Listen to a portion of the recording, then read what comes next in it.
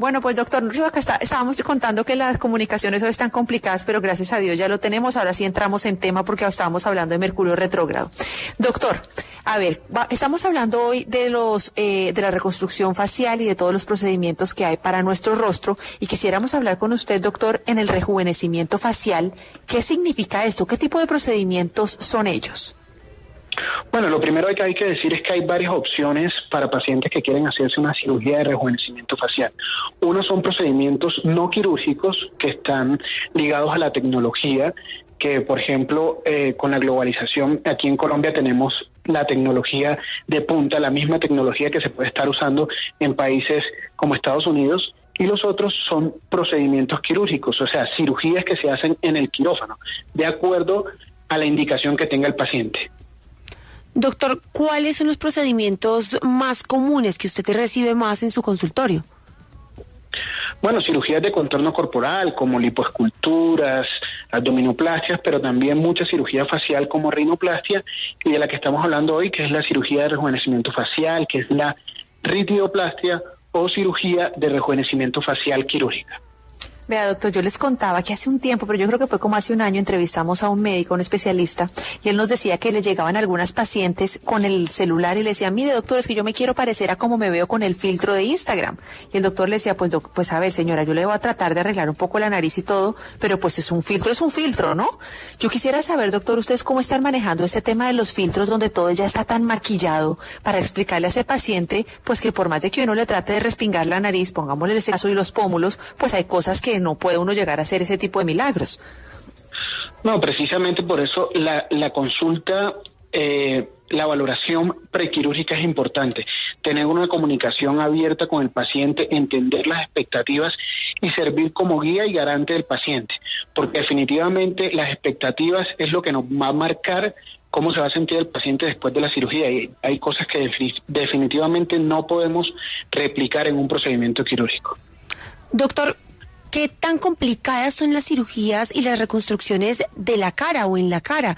Porque lo que decía Carolina, muchas veces pues puede ser un tema difícil también el llegar a modificar el tema facial, pero ¿qué tan complicado puede ser esto?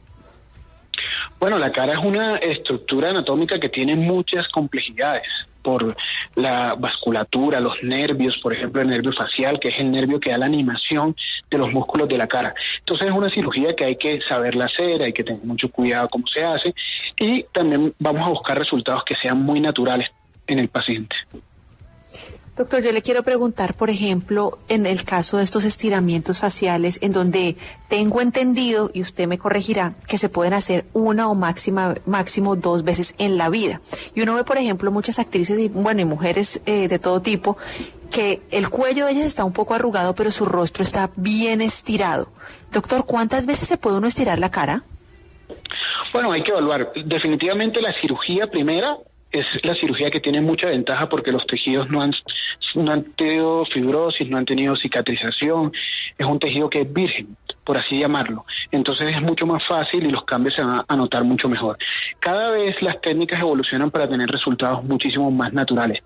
También hay que evaluar los casos en los que los pacientes, por ejemplo, abusan de rellenos faciales. Eso es una cara que es muy típica cuando el paciente abusa tanto de rellenos faciales y a veces se confunden con procedimientos quirúrgicos. Mire, aquí nos hace una pregunta un oyente. Buenas tardes. ¿Qué paso se debe seguir para una cirugía de párpados? Bueno, lo primero es evaluar al paciente, evaluar las condiciones en las que se encuentra, los antecedentes personales, que no sufra de enfermedades, y mirar qué cirugía y qué técnica es la que necesita, si necesita cirugía de los párpados superiores o de los párpados inferiores o cirugía de ambos párpados. Mirar también el contorno orbitario alrededor, si necesita también apoyo con algún medicamento como toxina botulínica. Cada caso es particular. Bueno, otra cosa que también me interesaría preguntarle, y la semana pasada estábamos hablando con un especialista en dermatología, si no estoy mal, y le decíamos, pues en qué punto uno llega a ser tan delicado que, por ejemplo, cuando le hacen algo en el rostro a uno, no le vayan a inyectar un tipo de aceite de cocina o un biopolímero. Doctor, ¿cuál sería su recomendación como cirujano plástico a la hora de uno elegir un especialista? Sí, lo más importante es mirar dónde estás consultando, que la persona sea médico que tenga una formación adecuada o en medicina estética o en cirugía plástica o en dermatología. Solo los médicos pueden inyectar el rostro. Luego, pues hay que evaluar las credenciales, pero también el producto que te van a colocar. Ningún producto en la cara que sea permanente está aprobado a nivel internacional. Entonces hay que tener en cuenta eso. No hay ningún producto que dure para siempre. Si alguien ofrece una solución que es para siempre, hay que huir de él.